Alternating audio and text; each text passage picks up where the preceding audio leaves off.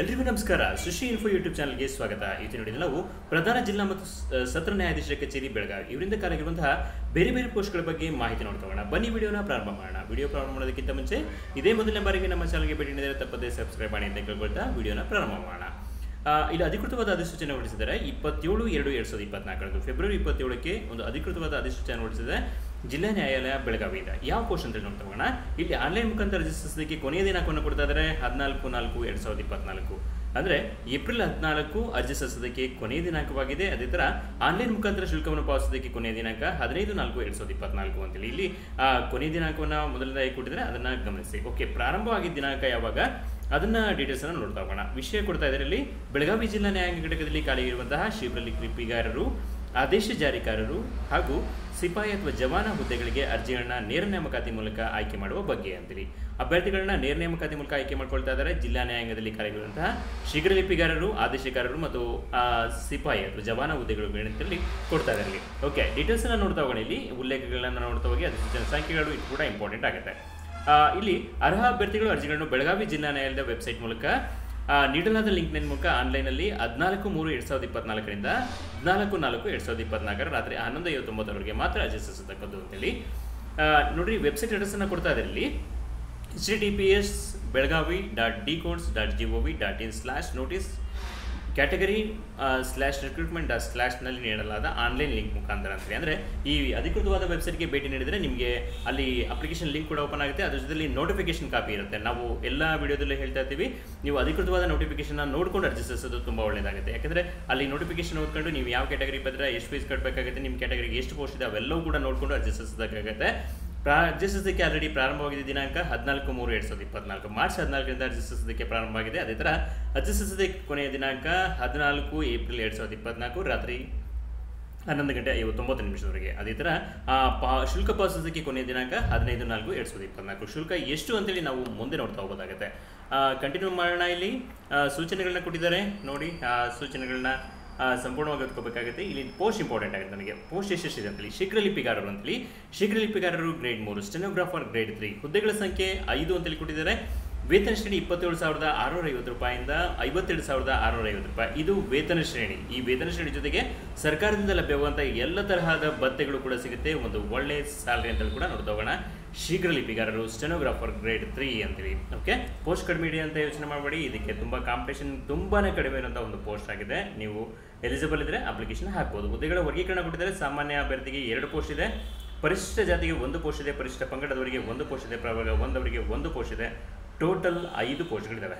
Okay, ವಿದ್ಯಾರ್ಹತೆ ಶೈಕ್ಷಣಿಕ ವಿದ್ಯಾರ್ಥಿ ನೋಡ್ಕೊಂಡು ಏನು ಕ್ವಾಲಿಫಿಕೇಶನ್ ಇರಬೇಕಾಗುತ್ತೆ ನೋಡ್ತಾ ಹೋಗೋದಾದರೆ ಅರ್ಜಿ ಸಲ್ಲಿಸಲು ನಿಗದಿಪಡಿಸಿರುವ ಕೊನೆಯ ದಿನಾಂಕದೊಳಗಾಗಿ ಅಭ್ಯರ್ಥಿಯು ಕರ್ನಾಟಕ ಪದವಿ ಪೂರ್ವ ಪರೀಕ್ಷಾ ಮಂಡಳಿಯು ನಡೆಸುವ ದ್ವಿತೀಯ PUC ಅಥವಾ ಕರ್ನಾಟಕ ತಾಂತ್ರಿಕ ಪರೀಕ್ಷಾ ಮಂಡಳಿ ನಡೆಸುವ ಡಿಪ್ಲೊಮಾ ಇನ್ ಕಮರ್ಷಿಯಲ್ ಪ್ರಾಕ್ಟೀಸ್ ಅಥವಾ ತತ್ಸಮಾನ ವಿದ್ಯಾರ್ಥಿಯನ್ನು ಹೊಂದಿರಬೇಕಾಗುತ್ತೆ ಅಂತೇಳಿ. ಅಂದರೆ ನೀವು ಅಪ್ಲಿಕೇಶನ್ ಹಾಕೋದಕ್ಕೆ ಕೊನೆಯ ದಿನಾಂಕ ಲಾಸ್ಟ್ ಡೇಟ್ ಇದೆಯಲ್ಲ, ಆ ಲಾಸ್ಟ್ ಡೇಟ್ 14/4/2024 ಅಂತೇಳಿ ಆ ದಿನಾಂಕದೊಳಗೆ ನೀವು ದ್ವಿತೀಯ PUC ಪಾಸ್ ಆಗಿರಬೇಕಾಗುತ್ತೆ. ಅದ್ರ ಜೊತೆಯಲ್ಲಿ ನೀವು ಡಿಪ್ಲೊಮಾ ಇನ್ ಕಮರ್ಷಿಯಲ್ ಪ್ರಾಕ್ಟೀಸ್ ಕೂಡ ಪಾಸ್ ಆಗಿರ್ಬೇಕು ಅಥವಾ ಅಂತೇಳಿ ಕೊಟ್ಟಿದ್ದಾರೆ. ದ್ವಿತೀಯ PUC ಅಥವಾ commercial practice, diploma in commercial practice pass ಆಗಿದ್ರೆ ಅಪ್ಲಿಕೇಶನ್ ಹಾಕಬಹುದಾಗುತ್ತೆ.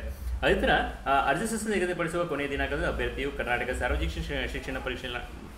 ಶಿಕ್ಷಣ ವತಿಯಿಂದ ನಡೆಸುವ ಕನ್ನಡ ಮತ್ತು ಆಂಗ್ಲ ಭಾಷೆಯ ಶೀಘ್ರ ಲಿಪಿ ಪ್ರಥಮ ದರ್ಜೆ, ಪ್ರೌಢ ದರ್ಜೆ ಮತ್ತು ಕನ್ನಡ ಮತ್ತು ಆಂಗ್ಲ ಭಾಷೆಯ ಬೆರಳಚ್ಚು ಪ್ರೌಢ ದರ್ಜೆ ಅಥವಾ ಕರ್ನಾಟಕ ತಾಂತ್ರಿಕ ಪರೀಕ್ಷಾ ಮಂಡಳಿ ನಡೆಸುವ ಡಿಪ್ಲೊಮಾ ಇನ್ ಕಮರ್ಷಿಯಲ್ ಪ್ರಾಕ್ಟೀಸ್ ಪದವಿಯೊಂದಿಗೆ ಕನ್ನಡ ಮತ್ತು ಆಂಗ್ಲ ಭಾಷೆಯ ಬೆರಳಚ್ಚು ವಿಷಯಗಳಲ್ಲಿ ಐಚ್ಛಿಕ ವಿಷಯ ಅಭ್ಯಸಿಸಿ ಉತ್ತೀರ್ಣರಾಗಿರಬೇಕು ಅಥವಾ ತತ್ಸಮಾನ ವಿದ್ಯಾರ್ಥಿ ಹೊಂದಿರಬೇಕು ಅಂತೇಳಿ. ಅಂದರೆ PUC ಪಾಸ್ ಆಗಿರಬೇಕು. PUC ಪಾಸ್ ಆಗಿರೋ ಜೊತೆಯಲ್ಲಿ ನೀವು ಕನ್ನಡ ಮತ್ತು ಇಂಗ್ಲೀಷ್ ಭಾಷೆ 2 ಭಾಷೆಯಲ್ಲೂ ಕೂಡ ಶೀಘ್ರ ಲಿಪಿ ಸ್ಟೆನೋಗ್ರಫಿಯಲ್ಲಿ ಸೀನಿಯರ್ ಗ್ರೇಡನ್ನು ಪಾಸ್ ಆಗಿರಬೇಕಾಗುತ್ತೆ. ಅದೇ ಥರ ಟೈಪಿಂಗ್ ಬೆರಳಚ್ಚು ಅಂತೇಳಿ ಕೊಟ್ಟಿದ್ದಾರೆ. ಕನ್ನಡ ಮತ್ತು ಆಂಗ್ಲ ಭಾಷೆಯ ಬೆರಳಚ್ಚು ಪರೀಕ್ಷೆಯಲ್ಲಿ ಉತ್ತೀರ್ಣರಾಗಿರಬೇಕು. ಬೆರಳಚ್ಚು ಅಂದರೆ ಗೊತ್ತಿದೆ ನಿಮಗೆ, ಕಂಪ್ಯೂಟರ್ ಟೈಪಿಂಗ್ ಅಲ್ಲ, ನಿಮಗೆ ಹಾರ್ಡ್ ಮಿಷಿನ್ ಬರ್ತಲ್ಲ, ಟೈಪ್ ರೈಟಿಂಗ್ ಸೌಂಡ್ ಬರ್ತಲ್ಲ, ಆ ಮಿಷಿನಲ್ಲಿ ನೀವು ಎಕ್ಸಾಮ್ ಪಾಸ್ ಆಗಿರಬೇಕಾಗುತ್ತೆ. ಬರೀ ಪ್ರಾಕ್ಟೀಸ್ ಮಾಡಿದ್ರೆ ಸಾಕಾಗಲ್ಲ, ಎಕ್ಸಾಮ್ ಪಾಸ್ ಮಾಡಬೇಕಾಗುತ್ತೆ. ಸೀನಿಯರ್, ಬರೀ ಜೂನಿಯರ್ ಅಲ್ಲ, ಸೀನಿಯರ್ ಎಕ್ಸಾಮ್ ಪಾಸ್ ಆಗಿರಬೇಕಾಗುತ್ತೆ. ಅದು ಕೂಡ ನೆನಪಿರಲಿ. ಅಥವಾ ಇಲ್ಲಿ ಕೊಟ್ಟರೆ ಡಿಪ್ಲೊಮಾ ಇನ್ ಕಮರ್ಷಿಯಲ್ ಪ್ರಾಕ್ಟೀಸ್ ಆಗಿದ್ರೆ ಅವರು ಕೂಡ ಇದಕ್ಕೆ ಎಲಿಜಿಬಲ್ ಇದ್ದಾರೆ. ಅವರು ಕಮರ್ಷಿಯಲ್ ಪ್ರಾಕ್ಟೀಸಲ್ಲಿ ಕನ್ನಡ ಮತ್ತು ಇಂಗ್ಲೀಷ್ ಭಾಷೆಗಳ ಶೀಘ್ರ ಲಿಪಿ ಹಾಗೂ ಬೆರಳಚ್ಚು ವಿಷಯಗಳನ್ನ ಐಚ್ಛಿಕವಾಗಿ ಒಂದು ಆಪ್ಷನಲ್ ಸಬ್ಜೆಕ್ಟ್ ಆಗಿ ಓದಿ ಪಾಸ್ ಆಗಿರಬೇಕಾಗುತ್ತೆ ಅಂತವರು ಕೂಡ ಅಪ್ಲಿಕೇಶನ್ ಹಾಕೋದಕ್ಕೆ ಎಲಿಜಿಬಲ್ ಇರ್ತಾರೆ. ಓಕೆ, ಅರ್ಹತಾ ಪರೀಕ್ಷೆ ತೆರೆದುಕೊಂಡಿದೆ. ಅಭ್ಯರ್ಥಿಗಳು ಕನ್ನಡ ಮತ್ತು ಆಂಗ್ಲ ಭಾಷೆಯ ಪ್ರತಿ ನಿಮಿಷಕ್ಕೆ 120 ಪದಗಳ ವೇಗದಂತೆ 5 ನಿಮಿಷಗಳ ಉಕ್ತ ಲೇಖನ ನೀಡಿ ನಂತರ 45 ನಿಮಿಷಗಳ ಅವಧಿಯಲ್ಲಿ ಬೆರಳಚ್ಚು ಯಂತ್ರದಲ್ಲಿ ಅಥವಾ ಗಣಕ ಯಂತ್ರದಲ್ಲಿ ಲಿಪ್ಯಂತರ ಮೂಡಿಸುವ ಮೂಲಕ ಅರ್ಹತಾ ಪರೀಕ್ಷೆಯನ್ನು ನಡೆಸಲಾಗುವುದು ಅಂತೇಳಿ. ಓಕೆ, ಇದೊಂದು ನಿಮ್ಮದು ಕ್ವಾಲಿಫಿಕೇಷನ್ ಜೊತೆಲಿ ಇದರ ಅರ್ಹತಾ ಪ್ರತಿ ಅಂದರೆ ಅಲ್ಲಿ ಮಾಡ್ತಾರೆ ನಿಮಗೆ. ನೀವು ಅಪ್ಲಿಕೇಶನ್ ಹಾಕಿದ ಮೇಲೆ ಅಲ್ಲಿ ಸೆಲೆಕ್ಟೆಡ್ ಕ್ಯಾಂಡಿಡೇಟ್ಸ್ಗೆ ಅರ್ಹತಾ ಪರೀಕ್ಷೆ ಮಾಡ್ತಾರೆ. ಅದರಲ್ಲಿ 5 ನಿಮಿಷಗಳ ಡಿಕ್ಟೇಷನ್ ಕೊಡ್ತಾರೆ. ಕನ್ನಡ ಮತ್ತು ಇಂಗ್ಲೀಷ್ ಭಾಷೆಯಲ್ಲಿ ಡಿಕ್ಟೇಷನ್ ಕೊಡ್ತಾರೆ. ನೀವು ಟೈಪ್ ಮಾಡಿ ತೋರಿಸಬೇಕಾಗುತ್ತೆ. ಅದು ಕಂಪ್ಯೂಟರ್ ಆಗಿರ್ಬೋದು ಅಥವಾ ಟೈಪಿಂಗ್ ಮಿಷನ್ ಆಗಿರ್ಬೋದು, ಎರಡರಲ್ಲಿ ಯಾವುದು ಬೇಕಾದ್ರೂ ಕೊಡ್ಬೋದು. ನೀವು ರೆಡಿ ಇರಬೇಕಾಗುತ್ತೆ. ಅದರಲ್ಲಿ 45 ನಿಮಿಷಗಳ ಅವಧಿಯಲ್ಲಿ ಬೆರಳಚ್ಚು ಮಾಡಬೇಕಾಗುತ್ತೆ. ಅಂದರೆ ನಾವು 3/4 ಗಂಟೆಯಲ್ಲಿ ಟೈಪಿಂಗ್ ಮಾಡಿ ತೋರಿಸಬೇಕಾಗುತ್ತೆ. ಅಲ್ಲಿ ಪ್ರತಿ ನಿಮಿಷಕ್ಕೆ 120 ಪದಗಳ ವೇಗ ಅಂತೇಳಿ ಕೊಟ್ಟಿದ್ದಾರೆ. ಸ್ಪೀಡು 120 ವರ್ಡ್ಸ್ ಪರ್ ಮಿನಿಟ್ ಅಂತೇಳಿ ಕೊಟ್ಟಿದ್ದಾರೆ. ಓಕೆ, ಆಯ್ಕೆ ವಿಧಾನ ಕೊಟ್ಟಿದ್ದಾರೆ. ಇಲ್ಲಿ ಕರ್ನಾಟಕ ನಾಗರಿಕ ಸೇವಾ ನಿಯಮಗಳು, ಅಧೀನ ನ್ಯಾಯಾಲಯಗಳ ನೇಮಕಾತಿ ತಿದ್ದುಪಡಿ ನಿಯಮಗಳು 2021 ಅನ್ವಯ ನೇರ ನೇಮಕಾತಿ ಮಾಡಲಾಗಿದೆ. ಅಂದರೆ ನೇರ ನೇಮಕಾತಿ ಅಂದರೆ ನೀವು ನೋಡ್ತಾರೆ ಯಾವುದೇ ಪ್ರಮೋಷನ್ ಇರಲ್ಲ, ಡೈರೆಕ್ಟಾಗಿ ಏನು ಕ್ಯಾಂಡಿಡೇಟ್ಸ್ನ ಆಯ್ಕೆ ಮಾಡ್ಕೊಂಡಿದ್ದಾರೆ ಈ ಪೋಸ್ಟಿಗೆ. ಓಕೆ, ಪ್ರತಿ ಅರ್ಹತಾ ಪರೀಕ್ಷೆ ಗರಿಷ್ಠ 100 ಅಂಕಗಳನ್ನು ಒಳಗೊಂಡಿದ್ದು ಅವುಗಳಲ್ಲಿ ತೆರಗಡೆ ಆಗಲು 50 ಅಂಕಗಳನ್ನು ಗಳಿಸಲೇಬೇಕಾಗುತ್ತೆ ಅಂತೇಳಿ. ಈ ಅರ್ಹತಾ ಪರೀಕ್ಷೆ 100 ಅಂಕಗಳ ಒಳಗಿರುತ್ತೆ. ಅದರಲ್ಲಿ 50 ಮಾರ್ಕ್ಸ್ ತೆಗಿಲೇಬೇಕಾಗುತ್ತೆ. ಅದು ತೆಗೆದ್ರೆ ನೀವು ಅರ್ಹತೆಯನ್ನು ಪಡಿತೀರಾ. ಆಯ್ಕೆ ಅಲ್ಲ, ಇದು ಅರ್ಹತೆ, ನೆನಪಿರಲಿ. ನೀವು ನೆಕ್ಸ್ಟು ಸ್ಟೆಪ್ಪಿಗೆ ಅರ್ಹತೆಯನ್ನು ಪಡಿತೀರಾ. ಓಕೆ, ಶೈಕ್ಷಣಿಕ ವಿದ್ಯಾರ್ಥಿಗಳಿಗೆ ಗಳಿಸುವ ಅಂಕಗಳ ಒಟ್ಟು ಶೇಕಡಾವಾರು ಅಂಕಗಳು ಹಾಗೂ ಅರ್ಹತಾ ಪರೀಕ್ಷೆಯಲ್ಲಿ ಗಳಿಸಿರುವ ಶೇಕಡಾವಾರು ಅಂಕಗಳ ಆಧಾರದ ಮೇಲೆ ಅಭ್ಯರ್ಥಿಗಳನ್ನು ಅಧಿಸೂಚಿಸುವ ಮೀಸಲಾತಿಗಳಿಗಾಗಿ 1:5 ಅನುಪಾತದಲ್ಲಿ ಸಂದರ್ಶನಕ್ಕೆ ಕರೆಯಲಾಗುವುದು ಅಂತೇಳಿ. ಅಂದರೆ ಇಲ್ಲಿ ನೀವು ಶೈಕ್ಷಣಿಕ ಅರ್ಹತೆ ಕೂಡ PUC ಅಥವಾ ಕಮರ್ಷಿಯಲ್ ಪ್ರಾಕ್ಟೀಸ್ ಇದೆಯಲ್ಲ, ಅದರಲ್ಲಿ ಗಳಿಸಿರುವ ಅಂಕಗಳು, ಅದ್ರ ಜೊತೆಲಿ ಅರ್ಹತಾ ಅಂಕಗಳು ಅಂದರೆ ಅರ್ಹತಾ ಪರೀಕ್ಷೆಯಲ್ಲಿ ಗಳಿಸಿರುವ ಅಂಕಗಳು, ಟೈಪಿಂಗ್ ಇದೆಯಲ್ಲ ಅದರಲ್ಲಿ 100 ಮಾರ್ಕ್ಸ್ ಇರುತ್ತೆ. ಅದರಲ್ಲಿ ಗಳಿಸಿರುವ ಅಂಕಗಳ ಆಧಾರದ ಮೇಲೆ 1:5 ಅನುಪಾತದಲ್ಲಿ 5 ಪೋಸ್ಟ್ ಇದೆ ಅಂದರೆ ಅಲ್ಲಿ 25 ಜನರ ಇಂಟರ್ವ್ಯೂಗೆ ಕರೀತಾರೆ. ಒಂದು ಎಕ್ಸಾಂಪಲ್ ಅಂತ ಅನ್ಕೋಣ. ಓಕೆ, ಅಭ್ಯರ್ಥಿಗಳು ಶೈಕ್ಷಣಿಕ ವಿದ್ಯಾರ್ಥಿಗಳು ಗಳಿಸಿರುವ ಶೇಕಡಾವಾರು ಅಂಕಗಳು ಮತ್ತು ಅರ್ಹತಾ ಪರೀಕ್ಷೆಯಲ್ಲಿ ಗಳಿಸಿರುವ ಶೇಕಡಾವಾರು ಅಂಕಗಳಲ್ಲಿ ಸಂದರ್ಶನದಲ್ಲಿ ಗಳಿಸುವ ಅಂಕಗಳ ಆಧಾರದ ಮೇಲೆ ಆಯ್ಕೆ ಮಾಡಲಾಗುವುದು. ಇಲ್ಲಿ ಎಲ್ಲದೂ ಕೂಡ ಇಂಪಾರ್ಟೆಂಟ್ ಆಗುತ್ತೆ. ನೀವು ಓದಿರುವಂಥ PUC ಮಾರ್ಕ್ಸ್ ಅಥವಾ ಡಿಪ್ಲೊಮಾ ಇನ್ ಕಮರ್ಷಿಯಲ್ ಪ್ರಾಕ್ಟೀಸ್ ಅಥವಾ ಮಾರ್ಕ್ಸ್ ಅಥವಾ ಇಲ್ಲಿ ಹೇಳ್ತಾ ಇದ್ದಾರೆ ಅರ್ಹತಾ ಪರೀಕ್ಷೆ ಟೈಪಿಂಗಲ್ಲಿ ತೆಗೆಯುವಂಥ ಮಾರ್ಕ್ಸ್ ಮತ್ತು ಸಂದರ್ಶನ ತೆಗೆಯುವಂಥ ಮಾರ್ಕ್ಸ್ ಎಲ್ಲದೂ ಕೂಡ ಇಂಪಾರ್ಟೆಂಟ್ ಆಗುತ್ತೆ. ಓಕೆ, ಇಲ್ಲಿ ನೆಕ್ಸ್ಟ್ ಕ್ವಶನ್ ಕೊಡ್ತಾ ಇದ್ದಾರೆ. ಇಲ್ಲಿ ನೆಕ್ಸ್ಟ್ ಕ್ವಶನ್ ನೋಡ್ತಾ ಹೋಗೋದು ಬೆರಳಚ್ಚುಗಾರರು ಅಂತೇಳಿ. ಈ ಬೆರಳಚ್ಚುಗಾರರ ವಿಶೇಷ. ಓಕೆ, ಇಲ್ಲಿ ಬೆರಳಚ್ಚುಗಾರರು ಟೈಪಿಸ್ಟ್ ಕೋರ್ಸ್ ಅಂತೇಳಿ ಹುದ್ದೆಗಳ ಸಂಖ್ಯೆ 1 ವೇತನ ಶ್ರೇಣಿ 21,400 ರೂಪಾಯಿಂದ 42,000 ರೂಪಾಯಿಗಳ ವೇತನ ಶ್ರೇಣಿ ಅಂತೇಳಿ ಕೊಟ್ಟಿದ್ದಾರೆ. ಇದರ ಜೊತೆಯಲ್ಲಿ ಇತರೆ ಭತ್ಯೆಗಳು, ಗೌರ್ಮೆಂಟಿಂದ ಯಾವ ಭತ್ಯೆಗಳು ಬೇಕೋ ಭತ್ಯೆಗಳು ಸಿಗುತ್ತೆ ಅದೆಲ್ಲದೂ ಕೂಡ ಕೊಟ್ಟಿದ್ದಾರೆ. ಇದು ಪರಿಶಿಷ್ಟ ಜಾತಿಗೆ ಮೀಸಲಾಗಿದೆ. ಒಂದೇ ಪೋಸ್ಟ್ ಇರುತ್ತೆ. ಪೋಸ್ಟ್ 1 ಅಂತೇಳಿ ನಾವು ತುಂಬ ಕಡಿಮೆ ಪೋಸ್ಟ್ ಇದೆ ಅಂತ ಅನ್ಕೊಳ್ಳೋದು ಬೇಡ. ಕಾಂಪಿಟೇಷನ್ ಕೂಡ ಅಷ್ಟೇ ಕಡಿಮೆ ಇರುತ್ತೆ. ಯಾಕಂದರೆ ಈ ಟೈಪಿಸ್ಟ್ ಕೋರ್ಸ್ಗಳನ್ನ ಮಾಡೋರ ಸಂಖ್ಯೆ ತುಂಬ ಕಡಿಮೆ ಆಗ್ತಾ ಇದೆ. ಇದು ಕೂಡ ಗಮನದಲ್ಲಿರಲಿ. ಮುಂದೆ ನೋಡ್ತಾ ಹೋಗೋಣ ನಾವು. ಶೈಕ್ಷಣಿಕ ವಿದ್ಯಾರ್ಥಿ ಇದಕ್ಕೂ ಕೂಡ ಸೇಮ್ ಇದೆ. ದ್ವಿತೀಯ PUC ಅಥವಾ commercial diploma in commercial practice ಅಥವಾ ಇಲ್ಲಿ ಕೊಟ್ಟಿರೋ ದ್ವಿತೀಯ PUC ಜೊತೆಯಲ್ಲಿ ಕನ್ನಡ ಮತ್ತು ಇಂಗ್ಲೀಷ್ ಭಾಷೆಯಲ್ಲಿ ಪ್ರೌಢ ದರ್ಜೆ ಸೀನಿಯರ್ ಗ್ರೇಡ್ ಪಾಸ್ ಆಗಿರಬೇಕಾಗುತ್ತೆ. ಅಲ್ಲಿ ಶೀಘ್ರ ಲಿಪಿಗಾರರಿಗೆ ಸ್ಟೆನೋಗ್ರಫಿ ಪಾಸ್ ಆಗಿರಬೇಕಾಗುತ್ತೆ. ಇಲ್ಲಿ ನೀವು ಟೈಪಿಂಗ್ ಜೂನಿಯರ್ ಮತ್ತು ಸೀನಿಯರ್ ಪಾಸ್ ಆಗಿದ್ರೆ ಸಾಕಾಗುತ್ತೆ ಈ ಪೋಸ್ಟಿಗೆ ಅಪ್ಲಿಕೇಶನ್ ಹಾಕೋಕ್ಕೆ. ಇಲ್ಲಿ ಅರ್ಹತಾ ಪರೀಕ್ಷೆ ಅಂತ ಕೊಟ್ಟರೆ ಕನ್ನಡ ಮತ್ತು ಆಂಗ್ಲ ಭಾಷೆಯಲ್ಲಿ 15 ನಿಮಿಷಗಳ ಅವಧಿಗೆ ನೀಡಲಾಗುವ ಉತ್ತಲೇಖವನ್ನು ಬೆರಳು ಚಂದ್ರದಲ್ಲಿ ಅಥವಾ ಕಂಪ್ಯೂಟರ್ನಲ್ಲಿ ಬೆರಳುಚ್ಚು ಮಾಡಿಸಿ ಅರ್ಹತಾ ಪರೀಕ್ಷೆ ನಡೆಸಲಾಗುವುದು. ಅಂದರೆ 1/4 ಗಂಟೆ ಟೈಪಿಂಗ್ ಕೊಡ್ತಾರೆ. ಅವರು ಉತ್ತಲೇಖನ ಹೇಳ್ತಾ ಹೋಗ್ತಾರೆ, ಡಿಕ್ಟೇಷನ್ ಮಾಡ್ತಾ ಹೋಗ್ತಾರೆ, ಅದನ್ನು ಟೈಪ್ ಮಾಡಿ ತೋರಿಸಬೇಕಾಗುತ್ತೆ. ಅದು ಅರ್ಹತೆ. ಓಕೆ, ಆಯ್ಕೆ ವಿಧಾನ ಸೇಮ್ ಇದೆ. 100 ಅಂಕಗಳು ಇರುತ್ತೆ. 50 ಗಂಟೆ ತೆಗೆಯಲೇಬೇಕಾಗುತ್ತೆ. ಇಲ್ಲಿ 1:5 ಅನುಪಾತದಲ್ಲಿ ಸಂದರ್ಶನಕ್ಕೆ ಕರೀತಾರೆ. ಒಂದು ಪೋಸ್ಟ್ ಇದೆ ಅಂದರೆ 5 ಜನಕ್ಕೆ ಸಂದರ್ಶನಕ್ಕೆ ಕರೀತಾರೆ. ಓಕೆ, ಇಲ್ಲಿ ಸೇಮ್ ಆಯ್ಕೆ ವಿಧಾನ ಇದೆ. ಆದೇಶ ಜಾರಿಕಾರರು ಅಂತ ಇದೆ next post. Process server post. ಇಲ್ಲಿ ಹುದ್ದೆಗಳ ಸಂಖ್ಯೆ 2 ಪೋಸ್ಟ್ ಇದೆ. ಇದು ವೇತನ ಶ್ರೇಣಿ 19,950 ರೂಪಾಯಿಂದ 37,900 ರೂಪಾಯಿವರೆಗೂ ವೇತನ ಶ್ರೇಣಿ ಇದೆ. ಇದ್ರ ಜೊತೆ ಲಭ್ಯವಿರುವ ಇತರೆ ಭತ್ಯೆಗಳು ಅಂತೇಳಿ ಕೊಟ್ಟಿರ್ತಾರೆ. ಇದು ಹುದ್ದೆಗಳ ವರ್ಗೀಕರಣ ಮಾಡ್ತಾ ಇದ್ದಾರೆ. ಸಾಮಾನ್ಯ ವರ್ಗದವರಿಗೆ 1 ಇದೆ. ಪರಿಶಿಷ್ಟ ಜಾತಿ ಪರಿಶಿಷ್ಟ ಪಂಗಡದವರಿಗೆ 2 ಹುದ್ದೆಗಳನ್ನು ಇಲ್ಲಿ. ಓಕೆ, ಇಲ್ಲಿ ಮುಂದೆ ನೋಡ್ತಾ ಹೋಗೋಣ. ವಿದ್ಯಾರ್ಹತೆ ಅರ್ಜಿ ಸಲ್ಲಿಸಲು ನಿಗದಿಪಡಿಸುವ ಕೊನೆಯ ದಿನಾಂಕದೊಳಗಾಗಿ ಅಭ್ಯರ್ಥಿಯು ಕರ್ನಾಟಕ ಪ್ರೌಢ ಶಿಕ್ಷಣ ಪರೀಕ್ಷೆ ಮಾಡಲು ನಡೆಸುವ SLC ಪರೀಕ್ಷೆ ಉತ್ತೀರ್ಣರಾಗಬೇಕು ಅಥವಾ ತತ್ಸಮಾನ ವಿದ್ಯಾರ್ಥಿಯನ್ನು ನೀಡಬೇಕು. 2ನೇ ಪಾಯಿಂಟ್ಸನ್ನು ಕೊಡಿದರೆ ಲಘು ಹಾಗೂ ಭಾರಿ ವಾಹನ ಚಾಲನಾ ಪರವಾನಗಿ ಪತ್ರ ಹೊಂದಿದವರಿಗೆ ಆದ್ಯತೆ ನೀಡಲಾಗುವುದು ಅಂತೇಳಿ. ಅಂದರೆ SSLC ಪಾಸ್ ಆಗಿರಬೇಕಾಗುತ್ತೆ ಈ ಪೋಸ್ಟಿಗೆ. ಅದ್ರ ಜೊತೆಲಿ ಲಘು ವಾಹನ ಲೈಟ್ ಮೋಟರ್ ವೆಹಿಕಲ್ ಅಥವಾ ಹೆವಿ ವೆಹಿಕಲ್ ಲೈಸೆನ್ಸ್ ಹೊಂದಿದೆ ಅವರಿಗೆ ಆದ್ಯತೆ ನೀಡಿದೆ. ಕಂಪಲ್ಸರಿ ಏನಿಲ್ಲ, ಅವರಿದ್ದರೆ ಅವರಿಗೆ ಫಸ್ಟ್ ಪ್ರಿಫರೆನ್ಸ್ ಕೊಡ್ತಾರೆ. ಅದು ಕೂಡ ನೆನಪಿರಲಿ. ಓಕೆ, ಇಲ್ಲಿ ಆಯ್ಕೆ ವಿಧಾನ ಸೇಮ್ ಇದೆ. ಕನ್ನಡ ಓದಲು ಬರೆಯಲೇಬೇಕು. ಅಭ್ಯರ್ಥಿಯ ಪ್ರಾವೀಣ್ಯತೆ ಮತ್ತು ಅಭ್ಯರ್ಥಿಯ ಸಾಮಾನ್ಯ ಜ್ಞಾನದ ಬಗ್ಗೆ ಸಂದರ್ಶನ ನಡೆಸಲಾಗುವುದು. ಅವರು ಅವರು ಜನರಲ್ ನಾಲೆಡ್ಜ್ ಎಷ್ಟಿದೆ ಅದರ ಮೇಲೆ ಸಂದರ್ಶನ ನಡೆಸ್ತಾರೆ. ಓಕೆ, ಇಲ್ಲಿ ಆದೇಶ ಜಾರಿಕಾರ ಹುದ್ದೆಗೆ 10ನೇ ತರಗತಿಯಲ್ಲಿ ಪರೀಕ್ಷೆಯಲ್ಲಿ ಗಳಿಸಿದ ಗರಿಷ್ಠ ಅಂಕಗಳ ಮೇಲೆ ಒಂದು ಹುದ್ದೆಗೆ 25 ಅಭ್ಯರ್ಥಿಗಳನ್ನು ಮಾತ್ರ ಸಂದರ್ಶನಕ್ಕೆ ಕರೆಯಲಾಗುವುದು ಹಾಗೂ ಸಂದರ್ಶನದಲ್ಲಿ ಗಳಿಸಿದ ಅಂಕಗಳ ಆಧಾರದ ಮೇಲೆ ಆಯ್ಕೆ ಮಾಡಲಾಗುವುದು ಅಂತೇಳಿ. ಸಂದರ್ಶನ 10 ಅಂಕಗಳನ್ನು ಒಳಗೊಂಡಿರ್ತದೆ ಅಂತೇಳಿ. ಅಂದರೆ ಇಲ್ಲಿ 1:25 ಅಂತೇಳಿ ಕೊಟ್ಟಿದ್ದಾರೆ. ಅಲ್ಲಿ 2 ಪೋಸ್ಟಿಗೆ 1:5 ಅಂತೇಳಿ ಕೊಟ್ಟಿದ್ರು. ಇಲ್ಲಿ 1:25 ಪೋಸ್ಟ್ ಅಂತ ಇದೆ. ಇಲ್ಲಿ 2 ಪೋಸ್ಟ್ ಇದೆ. 1:25 ಅಂತಂದರೆ 25 50 ಜನನ ಇಂಟರ್ವ್ಯೂ ಕರೀತಾರೆ. ಇಂಟರ್ವ್ಯೂ ಕರೆದು ಅಲ್ಲಿ 10 ಅಂಕಗಳನ್ನ ಇಂಟರ್ವ್ಯೂ ಮಾಡ್ತಾರೆ. ಇಂಟರ್ವ್ಯೂಗೆ ಅಲ್ಲಿ ಸಬ್ಜೆಕ್ಟನ್ನು ಕೊಟ್ಟಿದ್ರೆ ಸಾಮಾನ್ಯ ಜ್ಞಾನ ಅಂತೇಳಿ, ಆ ಸಾಮಾನ್ಯ ಜ್ಞಾನದ ಪರೀಕ್ಷೆಯನ್ನು ಕೂಡ ಇಂಟರ್ವ್ಯೂ ಕೂಡ ಮಾಡ್ತಾರೆ.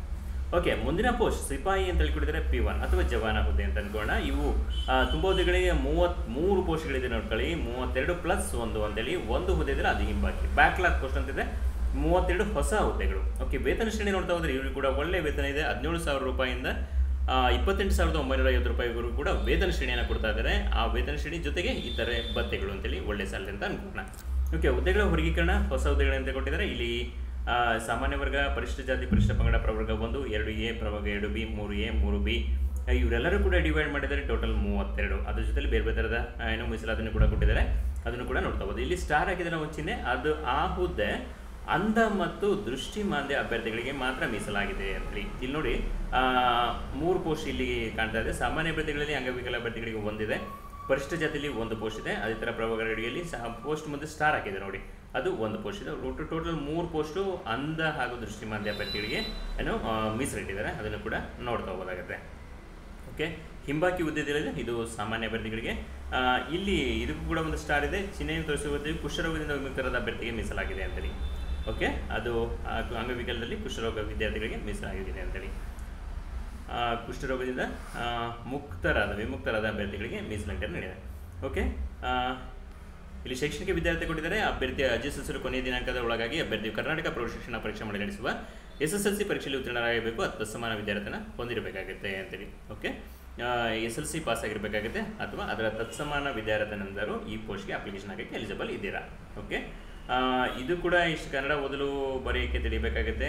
ಇಲ್ಲಿ ಸಿಪಾಯಿ ಹುದ್ದೆಗೆ 10ನೇ ತರಗತಿ ಪರೀಕ್ಷೆಯಲ್ಲಿ ಪಡೆದ ಗರಿಷ್ಠ ಅಂಕಗಳಾದ ಒಂದಿಷ್ಟು 10ರ ಅನುಪಾತದಲ್ಲಿ ಸಂದರ್ಶನಕ್ಕೆ ಕರೆಯಲಾಗುವುದು. ಸಂದರ್ಶನದಲ್ಲಿ 10 ಅಂಕಗಳನ್ನು ಒಳಗೊಂಡಿರುತ್ತದೆ. ಅಂದರೆ 1:10 ಪೋಸ್ಟ್ ಇದೆ. ಅಲ್ಲಿ 333 ಪೋಸ್ಟ್ಗಳಿದ್ದಾವೆ ಹೊಸ ಹುದ್ದೆಗಳು. ಅದರಲ್ಲಿ 1 ಪೋಸ್ಟ್ ಬ್ಯಾಕ್ಲಾಗ್ ಅಂತ ಅಂದ್ಕೊಳ್ಳೋಣ. ಅಲ್ಲಿ ಮೊದಲು ಸರಿ ನೋಡ್ಕೊಳ್ಳಿ, 33 + 1 ಅಂತೇಳಿ ಕೊಟ್ಟಿದ್ದಾರೆ. 32 + 1 ಅಂತೇಳಿ 1 ಪೋಸ್ಟ್ ಬ್ಯಾಕ್ಲಾಗ್ ಇದೆ. ಒಟ್ಟು 33 ಪೋಸ್ಟ್ ಅಂತ ಅಂದ್ಕೊಳ್ಳೋಣ. 1:10 ಅಂತ ಅಂದ್ಕೊಂಡ್ರೆ 330 ಜನರಿಗೆ ಇಂಟರ್ವ್ಯೂ ಕರೀತಾರೆ. ಓಕೆ, ಅದು ಕೂಡ ನೆನಪಿರಲಿ.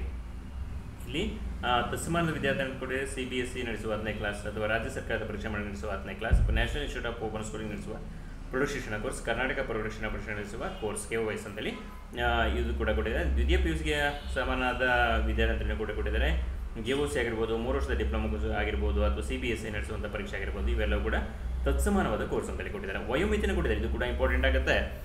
ಕನಿಷ್ಠ ವಯೋಮಿತಿ 18 ವರ್ಷಗಳು, ಗರಿಷ್ಠ ವಯೋಮಿತಿ ಸಾಮಾನ್ಯ ವರ್ಗದವರಿಗೆ 35 ವರ್ಷಗಳು, ಪ್ರವರ್ಗ 2A, 2B, 3A, 3B ಅಭ್ಯರ್ಥಿಗಳಿಗೆ 38 ವರ್ಷಗಳು, ಪರಿಶಿಷ್ಟ ಜಾತಿ, ಪರಿಶಿಷ್ಟ ಪಂಗಡ, ಪ್ರವರ್ಗ 1ರ ಅಭ್ಯರ್ಥಿಗಳಿಗೆ 40 ವರ್ಷಗಳ ಒಂದು ಏಜನ್ನು ಕೊಟ್ಟಿದ್ದಾರೆ. ಓಕೆ, ಆ ಏಜ್ ಒಳಗಡೆ ಇರೋರು ಅಪ್ಲಿಕೇಶನ್ ಹಾಕೋದು. ವಯೋಮಿತಿ ಸಡಿಲಿಕೆಯನ್ನು ಕೊಟ್ಟಿದ್ದಾರೆ. ರೂಲ್ಸ್ ಪ್ರಕಾರ ಯಾರಿಗೆ ವಯೋಮಿತಿ ಸಡಿಲಿಕೆ ಇರುತ್ತೋ ಅವೆಲ್ಲವೂ ಕೂಡ ಇಲ್ಲೂ ಕೂಡ ಬರುತ್ತೆ. ಅದನ್ನು ನೋಡ್ಕೊಂಡು ಅಪ್ಲಿಕೇಶನ್ ಹಾಕಬೇಕಾಗುತ್ತೆ. ನಾವು ಪ್ರಾರಂಭದಲ್ಲೇ ಹೇಳಿದ್ದೀವಿ, ಮತ್ತೆ ರಿಪೀಟ್ ಮಾಡ್ತಾ ಇದ್ದೀನಿ, ನೀವು ಅಪ್ಲಿಕೇಶನ್ ಹಾಕೋದಕ್ಕಿಂತ ಮುಂಚೆ ಈ ನೋಟಿಫಿಕೇಷನ್ನ ಸಂಪೂರ್ಣವಾಗಿ ಓದಿ. ಯಾವುದೇ ಅಪ್ಲಿಕೇಶನ್ ಹಾಕೋದಕ್ಕಿಂತ ಮುಂಚೆ ನೋಟಿಫಿಕೇಷನ್ನ ಸಂಪೂರ್ಣವಾಗಿ ಓದಿ ಅರ್ಥ ಮಾಡ್ಕೊಂಡು ಅಪ್ಲಿಕೇಶನ್ ಹಾಕೋದು ಒಳ್ಳೆಯದಾಗುತ್ತೆ. ಓಕೆ, ಅರ್ಜಿ ಸಲ್ಲಿಸುವ ವಿಧಾನ ನಮಗೆ ಗೊತ್ತಿದೆ, ಆನ್ಲೈನ್ ಮೂಲಕ ಅಂತೇಳಿ. ಅರ್ಜಿ ಸಲ್ಲಿಸೋದಕ್ಕೆ ಫೀಸ್ ಶುಲ್ಕ ಎಷ್ಟಿದೆ ಅಂತ ನೋಡ್ತಾ ಹೋಗೋದಾದರೆ ಇಲ್ಲಿ ಶೀಘ್ರಲಿಪಿಗಾರರು, ಬೆರಳುಚಿಗಾರ ಹುದ್ದೆಗಳು ಮತ್ತು ಆದೇಶ ಜಾರಿಗಾರ ಹಾಗೂ ಸಿಪಾಯಿ ಹುದ್ದೆಗಳಿಗೆ ಬೇರೆ ಬೇರೆ ಥರ ಇದೆ. ಸಾಮಾನ್ಯ ವರ್ಗ 2A, 2B, 3A, 3Bಗೆ ಸೇರಿದ ಅಭ್ಯರ್ಥಿಗಳಿಗೆ ಶೀಘ್ರಲಿಪಿಗಾರರು, ಬೆರಳುಚಿಗಾರ ಹುದ್ದೆಗಳಿಗೆ 300 ರೂಪಾಯಿ ಶುಲ್ಕ ಪಾವತಿಸಬೇಕು. ಆದೇಶ ಜಾರಿಗಾರ ಹಾಗೂ ಸಿಪಾಯಿ ಹುದ್ದೆಗಳಿಗೆ 250 ಶುಲ್ಕವನ್ನು ಪಾವತಿಸಬೇಕು. ಅದೇ ಥರ ಪರಿಶಿಷ್ಟ ಜಾತಿ, ಪರಿಶಿಷ್ಟ ಪಂಗಡ, ಪ್ರವರ್ಗ 1 ಹಾಗೂ ಅಂಗವಿಕಲ ಅಭ್ಯರ್ಥಿಗಳಿಗೆ ಶುಲ್ಕದಿಂದ ಸಂಪೂರ್ಣವೇನಿದೆ. ಯಾವುದೇ ಪೋಸ್ಟ್ ಹಾಕಿದ್ರು ಕೂಡ ಅವರಿಗೆ ಯಾವುದೇ ಥರದ ಶುಲ್ಕ ಇಲ್ಲ. ಪರಿಶಿಷ್ಟ ಜಾತಿ, ಪರಿಶಿಷ್ಟ ಪಂಗಡ, ಪ್ರವರ್ಗ 1 ಹಾಗೂ ಅಂಗವಿಕಲ ಅಭ್ಯರ್ಥಿಗಳಿಗೆ. ಓಕೆ, ನಿಗದಿತ ಶುಲ್ಕವನ್ನು ಪಾವತಿ ಮಾಡೋ ವಿಧಾನವನ್ನು ಕೊಟ್ಟಿದ್ದಾರೆ. ನೀವು ಆನ್ಲೈನ್ ಮೂಲಕನೇ ಪೇಮೆಂಟ್ ಮಾಡಬೇಕಾಗುತ್ತೆ. ಅದು ಕೂಡ ಇಂಪಾರ್ಟೆಂಟ್. ಓಕೆ, ಆನ್ಲೈನ್ ಅಪ್ಲಿಕೇಶನ್ ಹಾಕೋದಕ್ಕಿಂತ ಮುಂಚೆ ಸೂಚನೆಗಳನ್ನ ಓದ್ಕೊಳ್ಳಿ ಅಂತ ಹೇಳ್ಕೊಟ್ಟಿದ್ದಾರೆ. ಈ ಸೂಚನೆಗಳು ಎಲ್ಲವನ್ನು ಕೂಡ ನೋಡ್ಕೋಬೇಕಾಗುತ್ತೆ. ನಮಗೆ ಅಪ್ಲಿಕೇಶನ್ ಹಾಕೋದಕ್ಕೆ ಇಲ್ಲಿ ಇಮೇಲ್ ID ಮತ್ತು ಫೋನ್ ನಂಬರ್ ಕೂಡ ತುಂಬ ಇಂಪಾರ್ಟೆಂಟ್ ಆಗುತ್ತೆ. ಅವೆರಡನ್ನೂ ಕೂಡ ರೆಡಿ ಇಟ್ಕೊಳ್ಳಿ. ಎಲ್ಲ ದಾಖಲೆಗಳು ಕೂಡ ರೆಡಿ ಇರಬೇಕಾಗುತ್ತೆ. ಅಪ್ಲಿಕೇಶನ್ ಹಾಕೋದಕ್ಕಿಂತ ಮುಂಚೆ ಎಲ್ಲ ದಾಖಲೆಗಳು ಕೂಡ ರೆಡಿ ಇರಬೇಕಾಗುತ್ತೆ.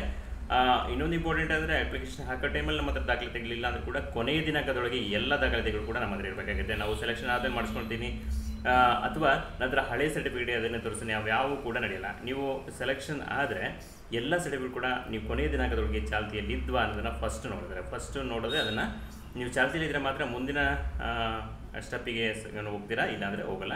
ಅದಕ್ಕೋಸ್ಕರ ಎಲ್ಲ ದಾಖಲೆಗಳು ರೆಡಿ ಇರಲಿ. SSLC, PUC ಟೈಪಿಂಗಿಗೆ ಕಾಲಾಗಿರುವಂಥ, ಟೈಪಿಸ್ಟ್ ಆಗಿರುವಂಥ ಕಾಲಾಗಿರುವಂಥ ಒಂದು ಒಳ್ಳೆ ಪೋಸ್ಟ್ ಇದಾಗಿದೆ. ಆದಷ್ಟು ಬೇಗ ಅರ್ಜಿ ಸಲ್ಲಿಸಿ ಒಂದು ಒಳ್ಳೆ ಪೋಸ್ಟ್ ನಿಮ್ದಾಗಲಿ ಅಂತ ಆಶಿಸ್ತಾ ಎಲ್ರಿಗೂ ಕೂಡ ಆಲ್ ದಿ ಬೆಸ್ಟ್.